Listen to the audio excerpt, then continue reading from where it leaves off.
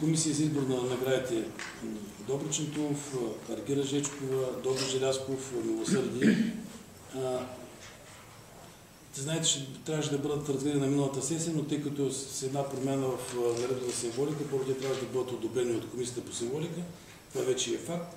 Имате ги на разположение проекта за състав на тези комисии. Предполагам, че в самата зала, ако настъпят някакви допълнителни промени, ще ги обсъждаме. И едно приятно събитие по идея и по предложение на ръководството на Общинския съвет и в мое лице, на господин Кирчо Димитров и на Диан Дечев.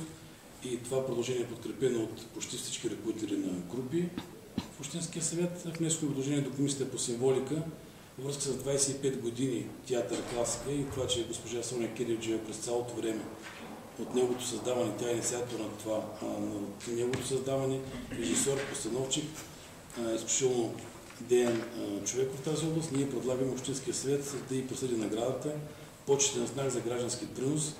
Една изключително важна награда, знаете, след почетни граждани, това е най-важната награда, единствената награда, която се присъжда от Общинския съвет. Това предложение е подкрепено и от Комисията по символика, и от Комисията по